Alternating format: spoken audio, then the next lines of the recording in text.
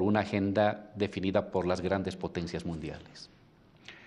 El cambio es exponencial, pero no solo en cantidad, sino en una enorme cantidad de calidad de gestión, ¿no? Porque recuerdo que, hablando de los golpes de Estado, ¿no? Por ejemplo, estuve en el de García Mesa, puedo citar varios que no viene a caso. Y realmente estuvimos, mi camarógrafo y yo, en circunstancias más que difíciles, ¿no?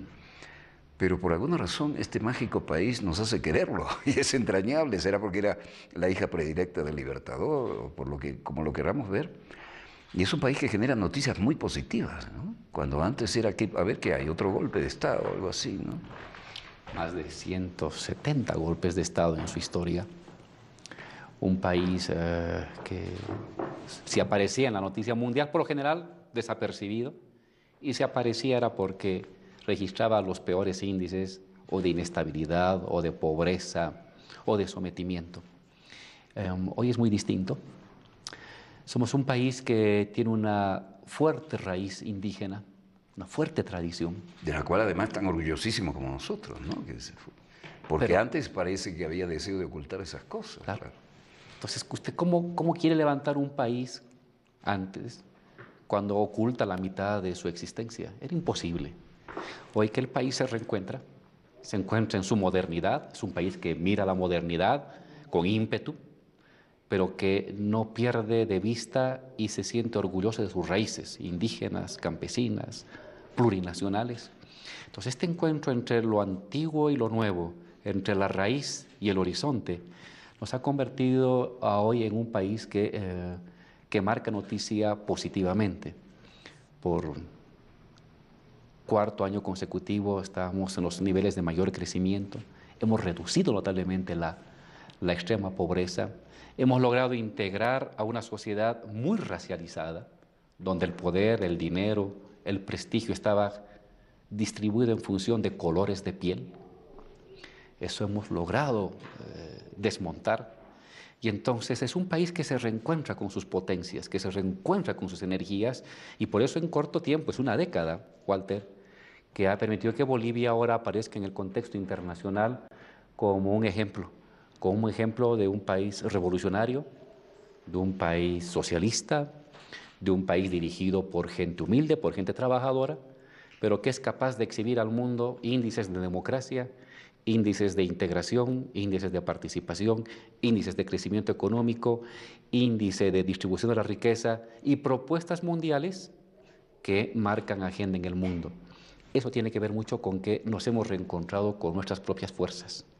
Dejamos de mirar afuera para imitar mal, como lo hacíamos antes, y ahora construimos nuestro destino a partir de lo que tenemos, de lo que somos, y eso es lo que nos ha permitido avanzar de esta manera tan óptima en esta última década. Los logros son indiscutibles y son para hacer sentir orgulloso a cualquier país y cualquier gobierno, ¿no? Pero veo que hay continuidad además en las gestiones, ¿no? No es que cambien los gobiernos y aparecen orientaciones diferentes, hay un sentido de patria y de continuidad, ¿no? ¿O me equivoco? El tema de la continuidad es decisivo, Walter, porque mire, el año 2000 al 2005, en 5 años tuvimos 5 presidentes. ¿Qué puede hacer un país con un presidente por año? ¿Qué tipo de estabilidad, de planificación a largo plazo puede uno tener? Ninguna. Y por eso esa fue un lustro perdido, terrible, pero igual uno mira hacia atrás, un país muy inestable políticamente porque no había un proyecto que era capaz de integrar a todos.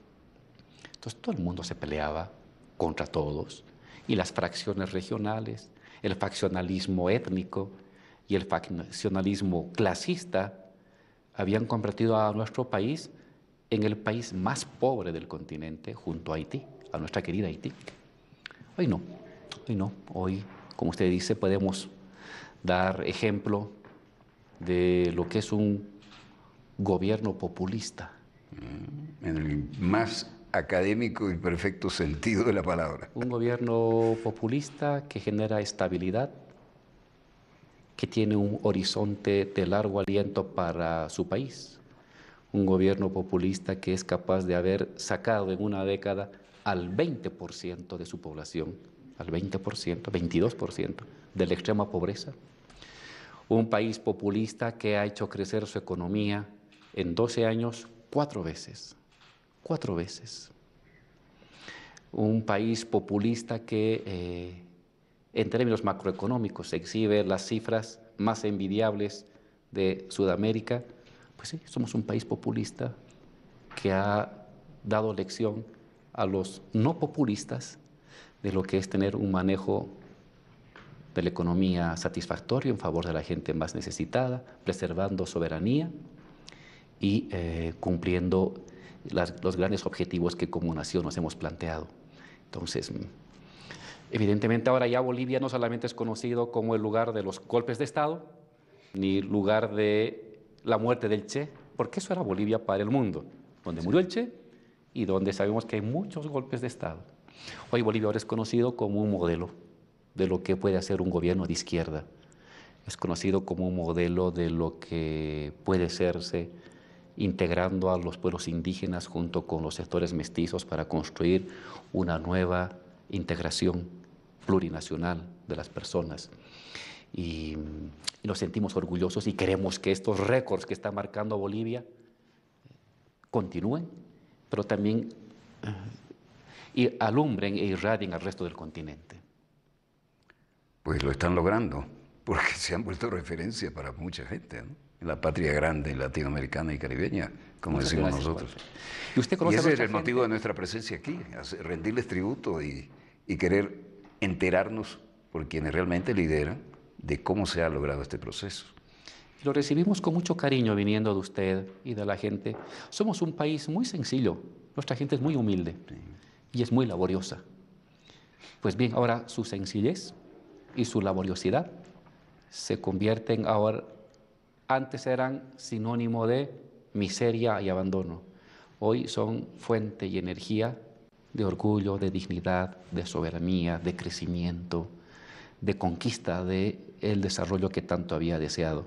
Sin perder la humildad, sin perder la laboriosidad, estamos construyendo una manera distinta de entendernos y de mirarnos de igual a igual con el mundo, porque todos somos iguales al fin y al cabo. Y lo contundente es que además de que usted lo expresa con su característica solvencia y sentido pedagógico y muy mediático, es que la realidad contundente se nota a cada paso recorriendo cualquier parte, ¿no?, de la ciudad. Y además, aquella extraña, no sé si llamarle rivalidad fraternal entre, por ejemplo, Santa Cruz de la Sierra y Bogotá, ¿cómo se ha manejado eso? Porque conozco ambas, ¿no? Pero en otros tiempos. Claro, lo que pasa es que Bolivia arrastró durante 170 años 3 fallas geológicas de nuestra formación estatal. La falla regional, que era el poder y la riqueza concentrada en las capitales de departamento y occidente, y unas áreas rurales y orientales dejadas a la mano de Dios. Hace 100 años, Walter, nosotros para llegar al territorio norte, frontera con Brasil, tardábamos un año. Un año. Un año para llegar de la capital de La Paz hasta Cobija. ¿Qué clase de integración es esa? Y eso generó por parte de sectores de Oriente una distancia frente a Occidente. Esa es una falla geológica de la construcción regional de nuestro país, muy desigual. La arrastramos hasta hace una década atrás. La falla étnica. Una élite de apellidos extranjeros que exhibían la blanquitud de la piel como sinónimo de distinción, que se turnaban endogámicamente el poder, el Estado, el gobierno, la riqueza, y marginaban a la mayoría de la población indígena, campesina, de los logros de la ciudadanía. Esta es la segunda falla estructural de nuestra herencia colonial, que no fue superada ni con la formación de la República, ni con la Revolución del 52, ni con la democracia en su primera etapa. Y la tercera falla era esta dependencia de los poderes externos, económicamente, culturalmente. Primero de España, se van los españoles, luego los ingleses, se van los ingleses, los norteamericanos. Entonces, es un país que se constituyó en una arena movediza atravesada por 3 fisuras geológicas. Y eso impedía que podamos levantar cimientos sólidos de nuestra identidad, de nuestra nacionalidad. Esos 3 temas los hemos resuelto. El más importante, el regional. Hemos hecho una asamblea constituyente, hemos creado un régimen de autonomías regionales que recoge las identidades locales, que redistribuye la riqueza, pero además que se preocupa, es un Estado que se preocupa de generar integración. Ahora usted puede ir de la frontera con el Paraguay y Brasil, puede llegar a la frontera con el Perú, o la frontera con Argentina, o a la frontera con Brasil, en un día, no en un año, como era hasta hace años atrás. Entonces, las regiones que ese oriente que quedó ahí encajado entre un occidente y el resto de los países, ahora forma parte de los planes de desarrollo, de los reconocimientos políticos, y entonces esa vieja rivalidad occidente y oriente, que llevó incluso hace 8 años, hace 9 años, a un grupo de personas de querer dividir Bolivia, un grupo de mercenarios que quiso dividir Bolivia mediante acciones armadas, que eso hayamos podido derrotar, y que este sentimiento regionalista se mantenga, pero de manera sana, ya no como un sentimiento revanchista, ni como un sentimiento aislacionista, sino como parte de una identidad colectiva mucho más amplia. Entonces, hemos resuelto la falla geológica regional, hemos resuelto la falla geológica clasista, y en lo económico hemos resuelto la falla geológica colonial que hacía que dependiéramos de los estornudos de Estados Unidos o de cuando se le ocurriera pensar alguna vez de Bolivia. Ahora no, ahora Bolivia depende de su fuerza, de sus capacidades y de los hermanos latinoamericanos que nos rodean. Hay algo que a mí me toca desde mi infancia en el colegio al que tuve el honor de ser enviado antes de ingresar después a la Fuerza Aérea en Uruguay, el Colegio Pío, fundado en 1877, primer observatorio meteorológico y astronómico, pero aquellos curas nos daban, el mapa estaba presente, los problemas estaban presentes, y había un padre que yo admiraba mucho que me decían que había sido capellán de asalto en la primera línea de la infantería en la Guerra del Chaco. Usted, con su característica pedagogía, ¿nos podría revivir un poco de esto? ¿Y de qué? Porque en un colegio de aquellos de la alta burguesía, que el cura me dijera, y eso fue por culpa de los intereses petroleros de 2 imperios que querían disputarse la soberanía en nuestro territorio, y aquel hombre revivía su papel de capellán de asalto en la primera línea de infantería, decía, formé la crema innata de la juventud de mi país para después darle la extremaunción en la primera línea de batalla. Hay que ver lo que ha pasado en este país, ¿no? Sí. ¿Usted podría, con su sentido pedagógico, explicarnos algo de aquellas rivalidades entre emporios petroleros? Claro. Que se combatía hasta por un pozo de agua dulce, porque había mucho agua de agua salada, de salitre, ¿no? Cuando hemos nacido a la vida republicana, una parte importante de nuestras fronteras, especialmente hacia el lado amazónico, lado Brasil, y al lado chaqueño, que es una conformación territorial muy especial, muy seca, arenosa,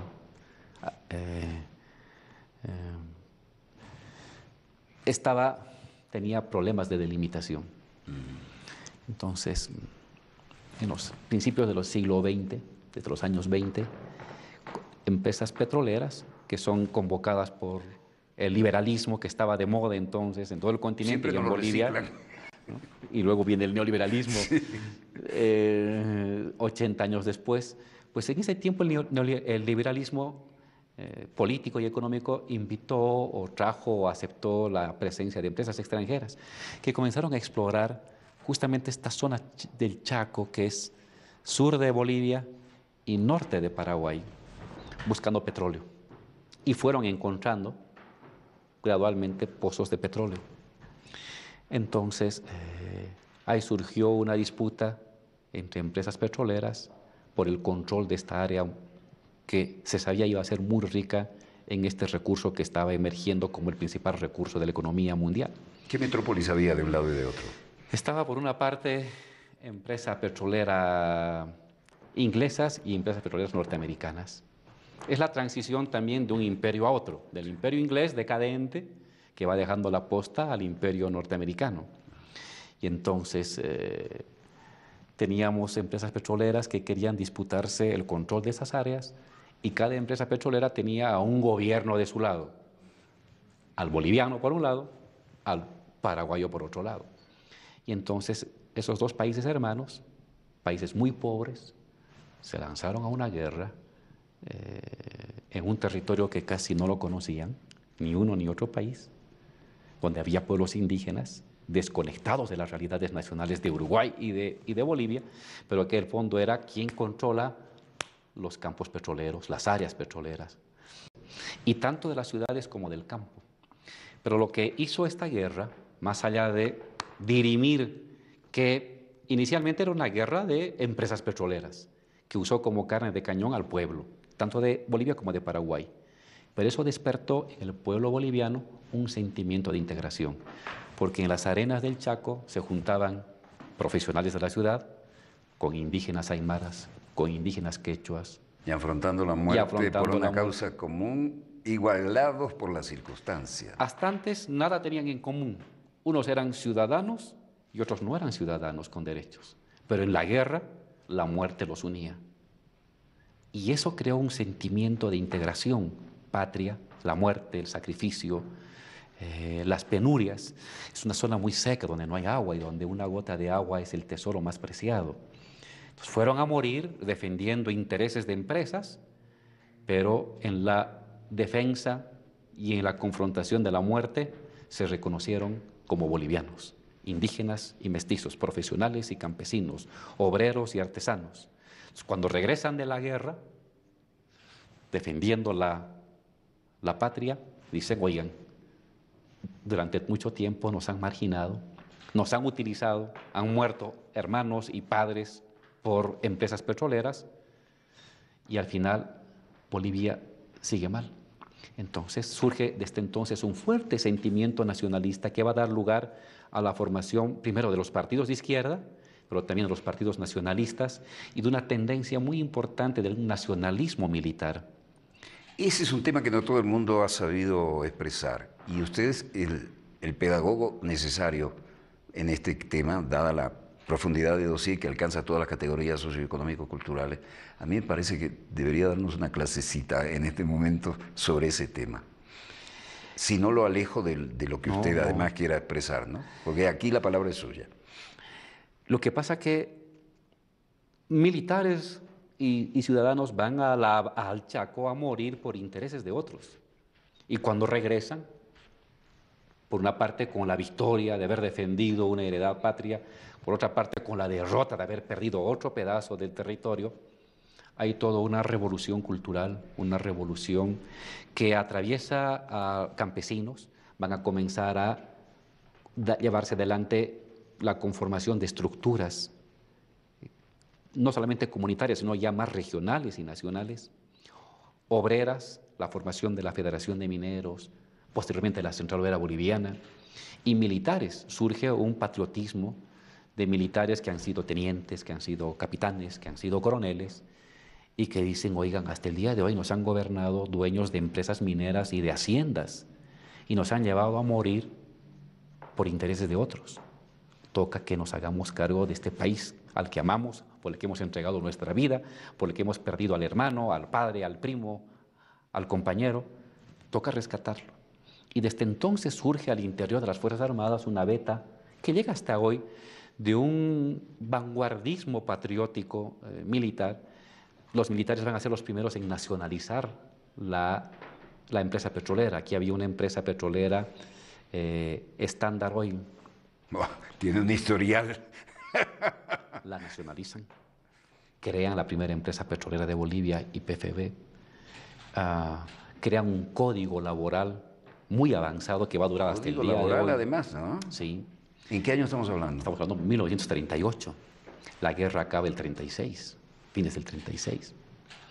Entonces, esta corriente militar comienza a hacer un conjunto de reformas muy importantes en Bolivia, que incluso Su huella dura hasta el día de hoy. La empresa petrolera ha sido formada por un coronel de las Fuerzas Armadas y hoy es la empresa bandera de Bolivia, la empresa líder de Bolivia, la que genera los mayores recursos para la actividad productiva, para la actividad educativa, para la actividad laboral.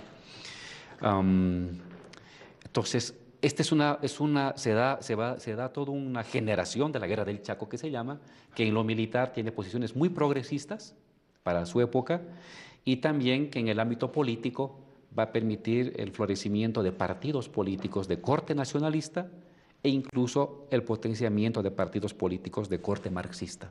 Entonces, la Guerra del Chaco Ya para Bolivia como consecuencia de aquello. tiene un efecto muy grande. Ha sido bastante pioneros en muchas cosas, aunque no siempre se han divulgado lo suficiente, ¿no? Nuestro código laboral hasta el día de hoy dura. Recién nosotros... Así sería de bueno. Sí, recién nosotros estamos modificando para enriquecer y incorporar algunos avances de la Constitución, pero es un código buenísimo que ha durado hasta nuestra época y la empresa petrolera más importante del país y que ahorita es el núcleo de la economía boliviana. Otra cosa en común con Venezuela. Sí, sí. Y México. Y México, Venezuela. sí, señor. Y Bolivia es como un eje transversal continental. Yo a veces me petrofio hablando de la patria grande y me quedo en el Caribe, pero México tiene mucho, ha dicho mucho y tiene mucho que decir. Sí, también por esos años va a llevar adelante la nacionalización de sus recursos hidrocarburíferos y la conformación de Pemex. Con un altísimo costo político también. Con Cárdenas. Sí, con Cárdenas. Y su sentido pedagógico, me gustaría, con su permiso, decirle a dónde va la patria grande, que para mí es un leitmotiv de todas las noches.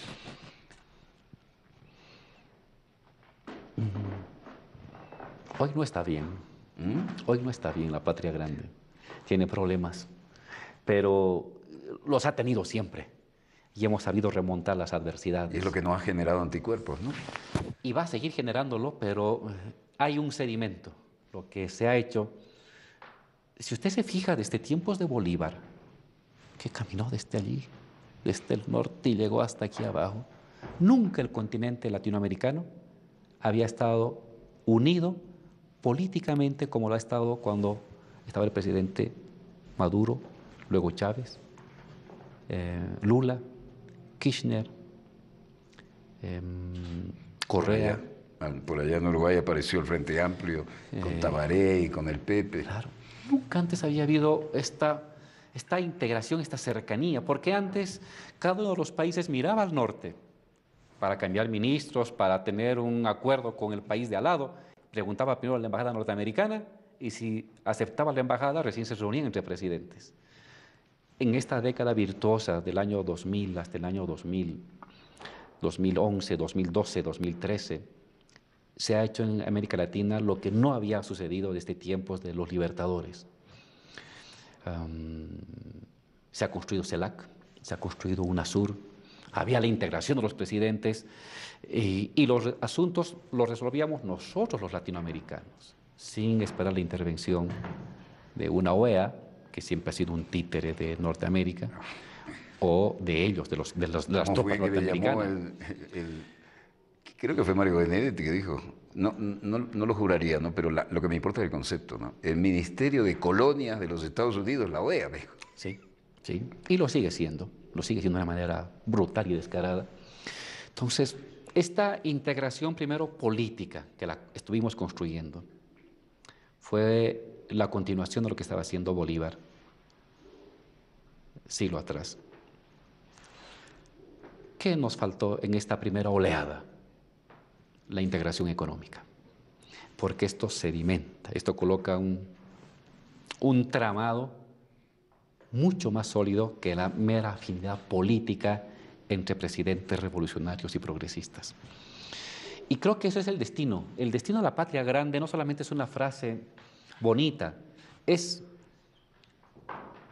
algo inevitable y necesario si América Latina quiere tener relevancia en el contexto planetario. Mire, Walter, Estados Unidos es un estado continental. Rusia, China son estados continentales. Europa es un estado continental.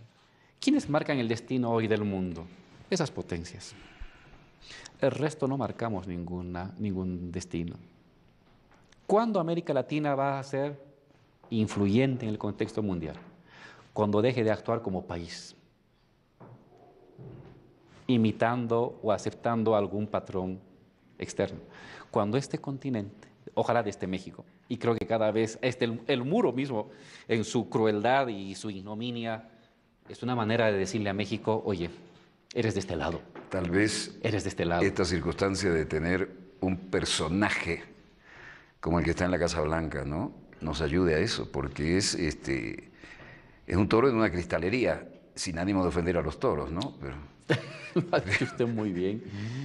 Pero eso está sirviendo para que México mire acá. Exacto. Miró mucho allá. Y esa aberración de que ni queremos un muro y además lo tienen que pagar ustedes. Pero la gente a veces olvida que el cargo de presidente de Estados Unidos viene con el cargo de comandante en jefe. Claro. Y me da la impresión de que este señor quiere jugar a comandante en jefe. Y el aparato tecnológico, militar e industrial que está detrás está aplaudiendo. Así es.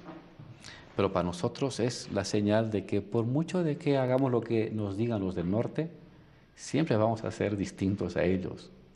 Deo gracia. Y la manera de decirnos es un muro que es un puñetazo en la cara de los latinoamericanos. No, es indigno. Es un regreso a la mirada feudal de la construcción de los estados. Pues bien, es México hasta Tierra de Fuego. Esto tiene que algún rato, y ese fue el sueño de Bolívar, y es el sueño revivido por Chávez y revivido por Lula y revivido por Evo y revivido por Kirchner, que eso tiene que actuar como un Estado continental, plurinacional, diverso en sus identidades culturales, pero con instituciones continentales unificadas en el ámbito productivo, unificadas en el ámbito judicial, unificadas en el ámbito financiero, unificadas en el ámbito del conocimiento, que nos permitan imponer un destino o empujar un destino del mundo más favorable también a los latinoamericanos. Hoy por hoy nuestra división nos empequeñece a cada cual. Somos insignificantes. ¿Qué influencia puede tener cada uno de los países en el contexto mundial? Ninguno. Pero juntos,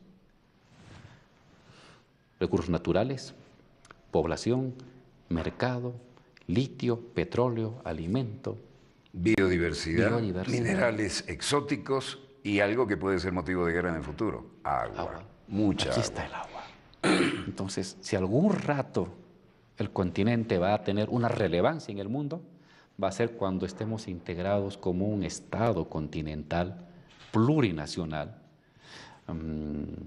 que cree dos niveles de gobierno, el nivel continental de ciertas instituciones y el nivel nacional, que tiene su historia, su tradición, sus héroes, su cultura, en fin, pero que no niega este segundo piso de instituciones continentales que van a poder definir precios, mercados a nivel continental, que van a poder definir políticas en el ámbito planetario. Entonces, ese es nuestro destino. Hemos estado cerca de ello en la década pasada. Hay ahora un retroceso. ¿Cómo se explica que 5 líderes fundamentales estuvieran todos con problemas de salud al mismo tiempo? Eso es muy sospechoso. Eso es muy sospechoso. Y en ese momento mágico, además. Claro, que fue el único en más de 150 años, en 200 años de nuestra existencia continental. Porque antes había las luchas de las izquierdas y las guerrillas continentales que crearon la tricontinental. Claro. Pero nunca hubo esta articulación de gobiernos y de estados con un horizonte compartido. Eso lo hemos tenido. Yo no reniego de la tricontinental, pero ese momento mágico de todos los presidentes progresistas actuando en conjunto, que además hacía dificilísimo criticar porque eran muy potables, estaban dentro del marco de la democracia liberal, digámoslo de alguna manera, pero claro, pisando algunos callos, ¿no?, como corresponde. Y con una consigna muy sencilla: el destino de América Latina lo deciden los latinoamericanos, no los europeos, no los norteamericanos, no los asiáticos, los latinos. Una cosa básica. Y no es aquel América para los americanos que venía de arriba. Nada que ver. que es el mundo alrededor de Estados Unidos. En el fondo, eso es lo que ellos quieren hacer, el mundo girando alrededor de Estados Unidos. Aquí era el destino definiéndonos nosotros mismos. En un continente tan maltratado, tan humillado, Walter, en Bolivia hasta hace 12, 13 años atrás, para ser comandante de las Fuerzas Armadas, usted tenía que tener el aval de la Embajada norteamericana. Por Dios, Los políticos. puede repetir eso, porque lo he dicho muy suave y eso es... Usted me da la confirmación de algo que yo quería saber de alguna fuente creíble y nada más creíble que usted. Tenían que tener el aval de la Embajada estadounidense para ser comandante de las fuerzas. Los nombres que se mandaban a la Asamblea para elegir a los comandantes eran previamente revisados por la Embajada norteamericana y siempre estaban los que habían ido a los cursos en Estados Unidos, sí. a tener entrenamiento militar, entrenamiento estratégico, a llevar a sus familias, a tener cursos de formación política. Eran esos los comandantes en la policía y en las Fuerzas Armadas. Los políticos, para poder ser candidatos como diputados o llegar a ser ministros, tenían que tener visa. Aquí tener la visa norteamericana era casi tener la bendición de Dios, porque Él definía si eras potable o si no eras potable. Tal era la vergüenza que una de las últimas embajadoras a nuestros propios políticos de los partidos del MNR, ADN, MIR, los hacía desfilar de vaqueros, les hacía formar en fila 3 cuadras alrededor de la embajada, vestidos de vaqueros, y todos iban esperando la palmadita del embajador o la embajadora norteamericana en la entrada, lo que significaba que podían ser diputados en la siguiente legislatura o que podían ser ministros en la siguiente gestión de gobierno. Eso usted lo puede ver en la fotografía de los periódicos. Lo que duele es que no es una película del neorrealismo italiano, basándonos en otras cosas, ¿no? Esto duele, y con la credibilidad de un personaje importante como usted, una persona ante todo, duele tener que oír la confirmación de eso que alguna vez me negué a creer, ¿no? Pero es que es así. Y están los periódicos, están los registros, y está la memoria.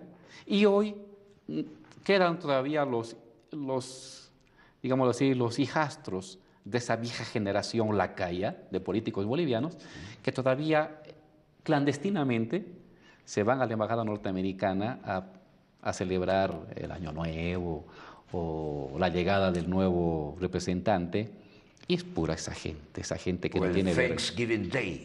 Que no tiene vergüenza, no tiene sangre en la cara y va detrás del patrón, poco a poco más a cepillarle los zapatos para pedir un poco de ayuda económica o asesoramiento. Walter, en el Chapare hay un aeropuerto en Chimoré. Ni el presidente de Bolivia podía aterrizar sin autorización de la embajada norteamericana. Diablos. En el Banco Central de Bolivia, ese edificio que está el segundo más alto de La Paz ahora, porque el primero es ya la Casa del Pueblo, en buena hora. Amén. Ahí usted tenía en el piso 17 todo un piso que estaba compuesto por funcionarios del FMI. Lo pagaban los bolivianos, estaba en el edificio del Banco Central y ellos eran los que definían las políticas económicas de nuestro país. Y en Palacio, un mes, incluso cuando estaba el presidente Evo, un mes funcionaba una oficina de la CIA en uno de los recovecos que había del actual viejo Palacio de Gobierno. Entonces usted tenía toda la trama estatal. Es más, Ministerio de Economía tenía su salario 4.000, pero la embajada de algún país europeo le daba un plus del doble del salario o el triple. Todos los ministerios estaban loteados, 3 o 4 ministerios para una embajada, pluses. Otros ministerios de medio ambiente, agua, etcétera, para plus del Banco Mundial. Otros ministerios para otra embajada extranjera. Entonces usted no tenía un gobierno, el gobierno boliviano no decidía. Simplemente el gobierno boliviano era la pantomima ante el ciudadano elector.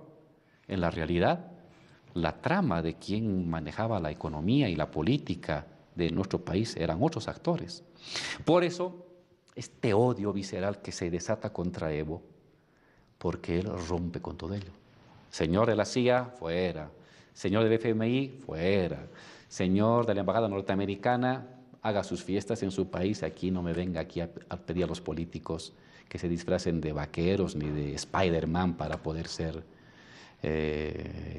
potables. Señores de la DEA, vayan a hacer negocios con el narcotráfico a su país, pero aquí no vengan a hacer negocios. Hemos puesto en orden la casa, que no significa aislarnos, significa vincularnos con el mundo, pero en relaciones de igualdad. Hemos acabado esa dependencia colonial y eso ha desatado, primero, odio de los que vivían de eso, de los cipayos que recibían su salario por cepillarle el saco a la embajada norteamericana. Nos odian, nos detestan. La conspiración permanente de los poderosos, de que no aceptan que un país como Bolivia, siempre tan dependiente, siempre tan miserable, siempre tan indigno, hoy sea sólido, soberano, digno. No lo soporta, no lo tolera. Y lo que más le duele que sea un ejemplo de la demostración de que sí se puede, ¿no? Y a la cabeza de un indígena, a la cabeza de un campesino. Eso es un dolor terrible, terrible. terrible, así es. El gran orgullo de tener un indígena en una presidencia tan noble, además, ¿no? La hija preferida del Libertador, ¿no? Bolivia, ¿no? La hija predilecta. Y por fin, Walter, los bolivianos recibimos nuestro salario con nuestros propios recursos. No estamos tendiendo... Explíquenos eso, por favor. Lo que pasa es que nuestro país, muy rico en minerales, muy rico en hidrocarburos... Lo que quiera nombrar lo tiene. Eso no le pertenecía a Bolivia, le pertenecía a las distintas empresas extranjeras.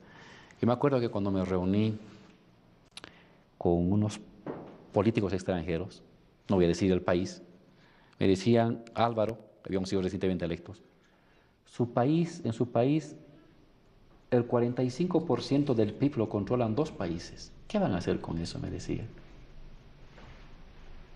2 países controlaban casi la mitad de nuestro Producto Interno Bruto boliviano. El presidente Carlos Mesa, que estuvo 2 años antes que nosotros, para pagar los aguinaldos tenía que viajar a Estados Unidos para pedir limosna o al Banco Mundial o al Fondo Monetario Internacional.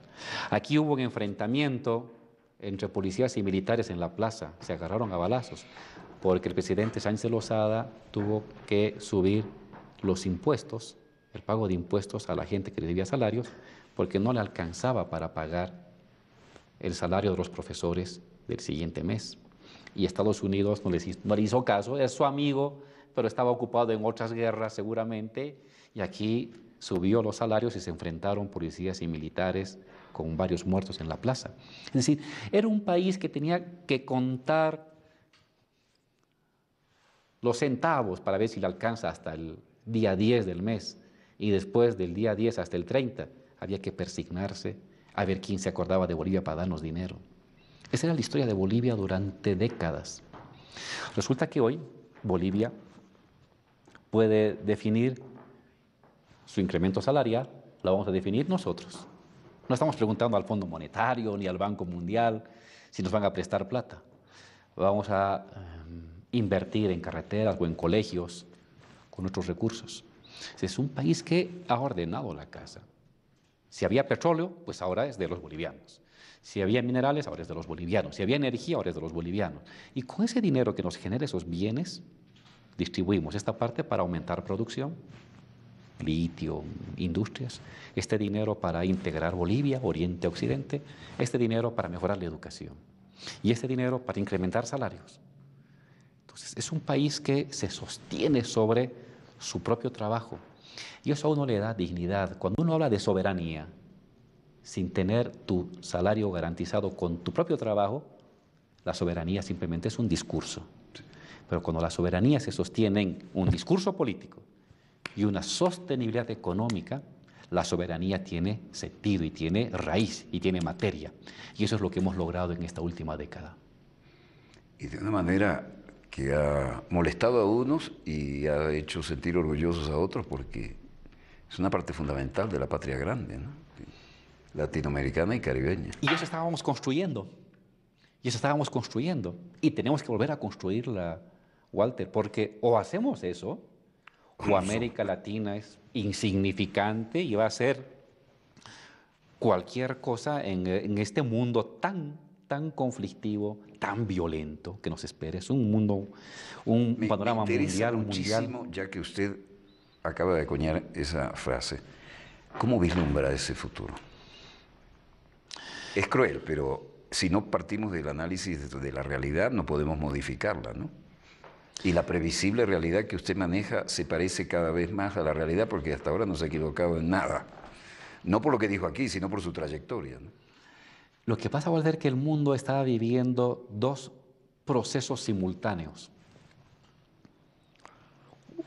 Uno, la decadencia del hegemón, porque desde el surgimiento del capitalismo histórico, 1400, el desarrollo y los ciclos expansivos del capitalismo, primero Europa, primero los países bajos y mercantiles, luego Europa. Los que tenían una armada ya en la época de los buques de vela. Florencia, hoy llamado Holanda, en fin, que eran los estados comerciales, pequeños pero muy expansivos comercialmente. Siempre ha habido un estado que ha liderizado esta expansión del capitalismo. Y el último estado que ha liderizado la expansión del capitalismo ha sido Estados Unidos. Desde fines de la Primera Guerra Mundial hasta esta expansión de la globalización de fines del siglo XX, Estados Unidos ha sido el hegemón. Pero ya a principios del siglo XXI comienza a entrar en decadencia. Entrar en decadencia porque ya no es la principal economía del mundo. Buena parte de su deuda está embargada a otras potencias. Para llevar adelante sus aventuras militares siempre tiene que estar juntando y hacer vaquita con otros estados porque solo ya no tiene la capacidad ni el poderío para hacerla. No, antes mover el aparato tecnológico militar industrial le alimentaba la economía, pero ahora se la come al mismo tiempo. Así es. Entonces usted tiene a un Estados Unidos que entra en declive. Y están conscientes. Lo saben. Lo cual lo pone muy peligroso, ¿no? Porque encima dicen, bueno, el mundo es muy complicado, me repliego en América para los americanos. Mi área natural de influencia. Primero Estados Unidos. Es un repliegue conservador, ya no es expansivo. Otras son las potencias que tienen la mirada expansiva, Alemania, China. No, el eje China, la Federación Rusa. Correcto. Eso debe ser para no dormir si uno está en Washington. Entonces, una potencia planetaria decadente es una potencia planetaria muy agresiva y muy violenta, porque por una parte es consciente de su decadencia, pero por otra parte se resiste a esa decadencia y entonces es capaz de patear el tablero y de que salgan todos los monstruos posibles, propios de una etapa de colapso y de ocaso. Y Estados Unidos está en su ocaso. Entonces van a surgir muchos monstruos. Muera Sansón y con él todos los filisteos. Estos 20, 30 años que tenemos por delante, usted va a ver surgir monstruosidades de esa potencia que pueden afectar muchísimo el contexto planetario. Eso es uno. Aún no sabemos cuál será el nuevo hegemón. Aún no se proyecta. Unos dicen que puede ser China, otros dirán que es Alemania. Aún no se sabe cuál será el nuevo hegemón. Eso va a ser también un momento de caos internacional. Pero por otro lado, la primera oleada de globalización ha llegado a un límite. La globalización, tal como la conocemos ahora, ha tenido distintas etapas en los últimos 300 años. La última etapa es la que se inicia con Reagan y Thatcher, en los inicios de los 80. ¿Se inicia? Esta etapa de la globalización. Con Ronald Reagan y Margaret Thatcher. Oh, ese era un dúo inolvidable, ¿no? Que fueron los que marcaron el fin del estado de bienestar, la destrucción de los sindicatos el inicio de las privatizaciones en el mundo entero. Y esa es una etapa de expansión muy intensa de la globalización, apertura de las fronteras, tratados de libre comercio, en fin. Pero esa ha entrado en declive a partir de la crisis del 2008. ¿Qué marca el disparadero del 2008, en su opinión? Que tres cosas: que la economía mundial ya no crece, perdón, que el comercio mundial ya no crece a la velocidad del doble o el triple de la economía mundial como lo hizo desde los años 80 hasta el año 2000. Hasta entonces la economía mundial crecía 2, el comercio mundial 6 o 5. La economía mundial crecía 3, el comercio crecía 9. A partir del año 2008, la economía mundial crece 1 y el comercio mundial crece menos de 1.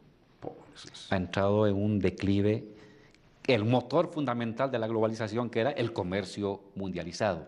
Sigue creciendo, pero ya no ni al doble, ni al triple, ni siquiera al mismo nivel que la economía mundial. La segunda cosa que es un retroceso de los capitales, de una parte del capital financiero que circulaba en el mundo entero. Tiene una contracción, los bonos se contraen, la inversión extranjera se contrae, y sigue circulando, por supuesto, un capital financiero, pero ya no a la velocidad de antes. Entonces, se habla de un proceso de desglobalización. Inglaterra se repliega a su isla, Estados Unidos se repliega a su América, le pone fronteras a los latinoamericanos, acaba de subir los aranceles a China. Es que no pueden con China y entonces la única manera es violar las propias reglas del libre comercio. Entonces usted tiene que los iniciadores de la etapa de la globalización, Inglaterra y Estados Unidos en los años 80, hoy son los países neoproteccionistas. Eso es la hipocresía en pasta, ¿no? Es paradójico. No es que la globalización va a desaparecer, pero a la globalización ralentizada hay procesos de desglobalización, una especie de repliegue a un tipo de proteccionismo nacionalista en lo económico de dos grandes potencias. En Europa comienza a discutirse si es necesario nuevamente ser cuidadosos con los mercados, reducir la influencia del capital financiero. Y cuidado, rompemos la OTAN. Por ejemplo. Entonces, dos cosas se suman: el colapso y el ocaso de una potencia planetaria y un neoproteccionismo que comienza a ponerle freno a la globalización, o una coexistencia de globalización con desglobalización. Esto da un cóctel muy explosivo. Inicialmente, el norte no tiene horizonte. ¿Cuál es el horizonte? ¿La globalización? Pero Trump dice que no. El proteccionismo, Alemania dice que no.